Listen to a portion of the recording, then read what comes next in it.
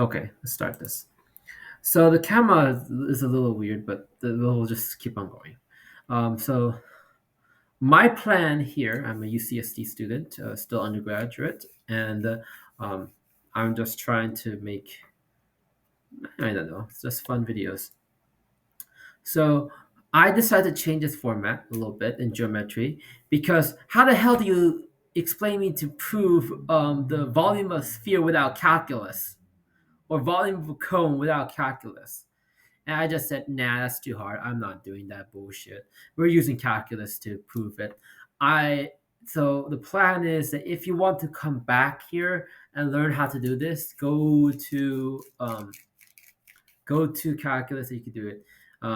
So for this one, I believe I used the volume method, which just says pi r squared. I'm allowed to do that because pi r squared, the definition of a sphere, um, the volume of a sphere, um, is not. You don't need to. Is a different proof. And as long as you don't use the sphere method, you should be fine to use this rotational concept. Although in reality, it is not the best definition to use it on. Um, what I mean by that, I don't know what I mean by that. Okay, so what I mean, imagine. Oh, by the way, I keep up putting imaginary numbers because it's so important for later on. Engineering for me is so important. The discrete force transformation uses imaginary numbers to go for a complex imaginary solution. So imaginary, I'm always going to shove in your face in my document because it just becomes so important. So the first instance where I prove the pi r square equation. So this should probably be on top of the cone one, but it really doesn't matter. I'm using two ways. And one way is a Jacobian matrix, the awesome way, the easy way. And the one way is like, fuck you, you kill yourself with the square method. What does the idea of Jacobian matrix does is basically you have a circle here, right? You go to polar coordinates, making it into something like this. But in reality, what you do in the integral is change it into a box that's easy to integrate over or a well-defined function. So basically, it just turns a circle like a wave circle like this. Oh shit. Let me go slower. Something like this that has a problematic um, the y-axis integral because it passes the it's not a regular function, it's an equation. A function has a vertical y-test, and an equation does not have to follow that. So this is an equation. But if you go to the y direction, it turns to a function because every single oh wait, this one does not pass the vertical y-test either. Does it? It does, it does, it does. The reason why it does is that polar form has two coordinates, r and theta, right? So as long as this doesn't cross like this, you should be fine. Now, um, you can have something like this. Actually, that's pretty sure what's going to happen. This is the same thing as happening with this, isn't it? Hmm. Never thought of it like that. Technically speaking, that is true. What? I never thought about that. So actually, maybe cross padding makes a new dimension, and it doesn't work like that. Oh well, we'll see. I don't know. I never tried it before, so yeah. So I think I did try it before, but it just turns funky. Now I love the Jacobian matrix because it's simple, fast, and efficient um, for these kind of proof questions, and it mostly works because otherwise you have to do this shit equal a squared. And then if you know this, you know that you have to do y equals square root plus or minus this thing. And that's a pain in the butt. No one likes to do that. This is just shit. This is horrible. Why would I ever want to do that? But I know that if I took this in polar form, if you don't believe me, well, x equals r cosine theta, and then y equal, oh my god, why doesn't this work really well? I hate Jamboard sometimes, but we'll see. And if you do all the, well, why not do it? It's not hard. It's easy. Uh, yeah, maybe I should use something else. Equal a square. We know we can take these out. So r squared, and then we know this is a trig identity, but let me write this down. This is square. Yeah, we just trig identity that's to 1, which equals a squared, which means r equal a. That makes sense. What happens is that this is a over here, and this is basically what happens. So if that's true, we have turned a function that takes x and y and turn into r, where we don't even need theta. But that is the intuitive way to think about it. It's actually a Jacobian matrix, so you need to do it this way. And well, there actually must be a physical reason why. Well, the theta does not change, so interesting. I never thought of it that way. Well, well, hmm. Well, Jacobian matrix is easier. But what I do know is that Jacobian matrix is like folding a circle and turning it into a square. That is always true. It's very hard to identify, but you're just physically destroying it into a square. And I don't remember if the square has theta this way, and then r this way. It really does not really matter because even if it was switched, but the basic idea is it doesn't matter. And why it doesn't matter? Why does it matter again? Forgot. Come on, you can do this. You can do this. Why it doesn't matter is the Jacobian matrix. You don't need to draw the function first of all. Um, transformation, but because the Jacobian matrix does everything, right? This Jacobian matrix, when you do a determinant, it gives you r, and the r goes over here, and that's all you need to know. And then you just have to do dr d theta, and then now you just have to look at the function itself. So if this is theta, we know that this is going 360 degrees or 2 pi. You know 2 pi, you're going 360, which is equivalent to over here theta. R, you know you're going to 0 to a because of this, you know that. So it is 0 to a here, and you get 0 to a and the dr because that's dr is the motion. And you kind of see the pattern here and kind of see what's going on here. The Jacobian matrix, you might want to graph it because it will help you understand what I'm trying to do. For example, okay, let me clarify here. This is linked with this, and theta is the angle here. So you just have to look at this and say 360 degrees makes a whole loop and makes a circle. Now, if I wanted to do, if I wanted to get the fucking the perimeter, here's what you do. You change this into a constant. You just say, well, let me do this. It's very easy. It's not really that. It's not really that typical. You just have to do the same thing, but let me just do it really quickly. R and then d theta, which equals 2 pi r.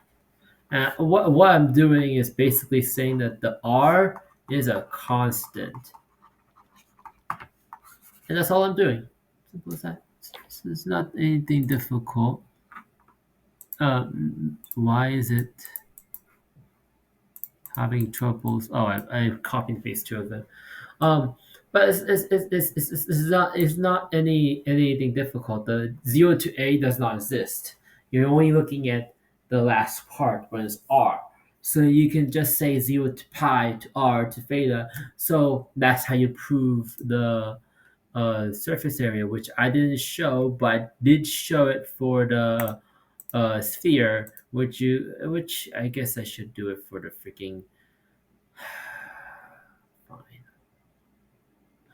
I'll do that later. I forgot about that. Okay, whatever. Yeah, Jacobi matrix 20E. The your calculus professor might try to prove it with a sphere definition. With the with the area definition um, of a circle, and use that to do the freaking circle with the rotational thing to get a sphere and get four divided 3 pi r cube. But in reality, that is not how you would do it. You would do it with the Jacobian matrix and the other sphere, because you are implying there that you already did a Jacobian matrix, or already know the surface area of a sphere, right? Does that make sense? Every time you do something like a dr um, equal to pi r, because if it's a ring, and then you add up all those tiny rings, you have to figure out how to get that, right? Right? The surface, the circumference of the sphere. Yeah, well, Jacobian matrix would do it, and that's how you prove it. That's how you do it, and that's why I love the Jacobian matrix. It's the easiest way to prove something. If it's a simple shape. When you get to a more complex shape, you're gonna have to use different methods, and the method that he talked about with the sphere is valid then, um, because it's actually valid for a sphere, but you have to know this to prove that intermediate step, right? So the Jacobian matrix, and obviously when you're doing harder shapes, you would definitely use the sphere technique, or the box technique, or the addition some, there's weird techniques there. But yeah, yeah, uh, this is to show you that you never want to do this way, because they get you the same answer, just more opportunities to make mistakes with the trick sub. And trick sub, I believe this one has like 3 different ways to solve it, no, 4 different ways, because it's arctan. I think I solved it a few ways over here. Yeah, I solved it with with the cosine arc sine. Where I solved arc sine was, and then by the way, not this arc sine with the square root of a squared minus x square root divided by a. Well, I mean, well, there's many methods to do it. I just there's anyways, yeah. Um, yeah, I think I just wrote what the I remember professors showing me this in the lecture, so I think I used the same logic on that one. Well, yeah. Um, but in reality, there's a different method here with a sine, with a arc cosine, and an arc sine, the square root of a squared minus x squared divided by. This is old, old, no, old. This is old math. I'm way ahead of this already. This is like review for me, which is good, because actually this should be review for me. Um, Nothing here is something I don't know. So again, out of everything here for aerospace engineers, these things are kind of useful. They give you the contextualization of a curved triangle and arc length. For us, arc length is actually pretty important. Not so important, but it's useful. We use it a lot, arc length. So yeah, I would recommend you, if you're going to be. I'm just telling what I learned in school, basically. But what I mostly learned is doing this bullshit, this painful freaking bullshit, where you're just doing this all the time and getting something like this. Um, yeah, this is such a painful shit, I guess, but you need to know it for freaking. Actually, I don't think you need to know it, because the computer does it. Literally, it's just one button. It's literally one line of code. FFT. That's all it is. Never mind, you don't need this shit. You just have to do FFT in MATLAB. because that tells you the answer. Thinking about it, and it's IFFT to do the inverse. So why the hell do I need to know it? Who knows? But I just realized I'm angry now. I just have to do like 2 lines of code to do all of that, man. I guess you kind of need to know how and why, but it's completely whatever. Oh yeah, this needs to be deleted. That was a long time ago. I Yeah, that was a long time ago. Maybe I won't do this circumference of the sphere because it's such a useless topic, because everyone knows it.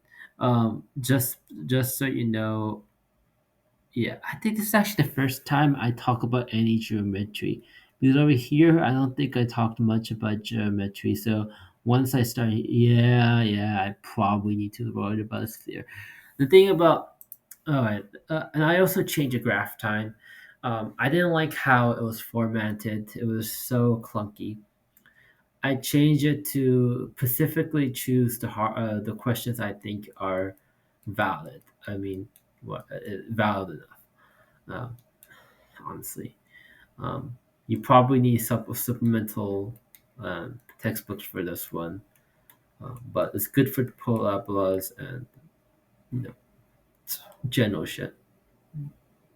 But in reality, if you look at math, the linear math is the most important, in my personal opinion. Yeah.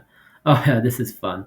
Domain and codomain. Well, most people only talk about range, but there's a codomain in it um, that has extra information, not just the range, which is weird to think about, but is there anything important here? Oh, this is just doing linear graphs, right? I remember doing that. Yeah, yep. This fancy R, I couldn't find anything like this, which is called all real numbers. So all this fancy R has to do, it, I guess, um, yeah, I'm mad that Jamboard got destroyed. Because October 1st Jamboard is gone, and I'm hating Google right now. I love Google. I use Google all the time, but right now you disappoint me, Google. This was fun. Um, uh, uh, yeah, I guess I did shove in imaginary very early. No offense, but imaginary is like one of the more important things. So I'm guessing, and I'm not guessing. I made this, so yeah, I chose imaginary as the most important thing. I mean, that's weird, actually, thinking about it. Yeah. Okay. So just so you know, more of this here means I'm mostly done with it. The less of this here, it means less done. For example, 20D doesn't have any of those changed thing, which means it's pretty much not there yet. Vector calculus has nothing in between, so it's not there yet. Linear algebra has nothing in between, which means it's okay. It doesn't mean that it doesn't have the content. It just means it's not there yet. It's not to the point that I would be satisfactory. I would be satisfied. So if, for example, this 2A and 4A, the more basically the more old these classes are, the better it gets, because I look back on it and I rethink and redo, and we realize the questions. Now, there's one thing I want to talk about in the 4A series, and that is the idea of doing the work. Okay, so let's do a projectile motion problem. Okay, a simple projectile motion problem. X of t equal, let's just say 1/2 and then g. So it's negative, right?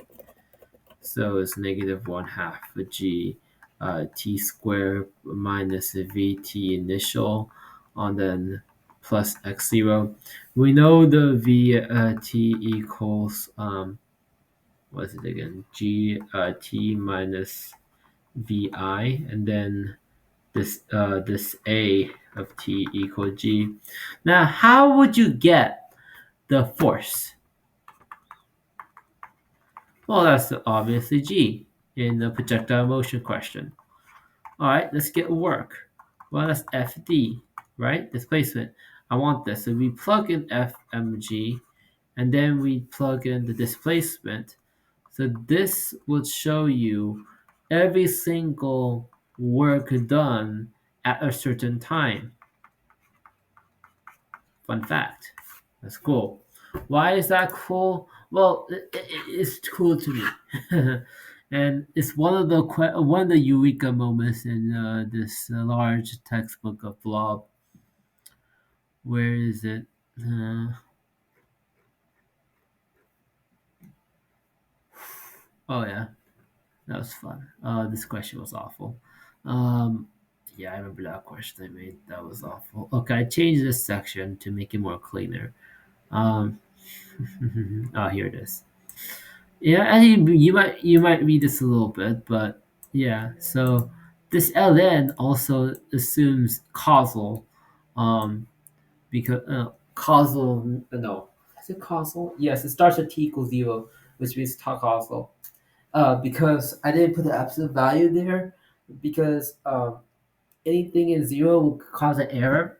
So it starts at 0. It starts a little after 0. So it's causal. You need information before you take it after, which means it's causal, and therefore, yeah, obviously causal. If you put absolute value there and then you do all the absolute value from the start, then it's no longer causal because it doesn't need previous data. I mean, it doesn't it starts as it starts and I'm not done with dispersion. As you can see, it has borders everywhere. The more freer it is, the more complete it is.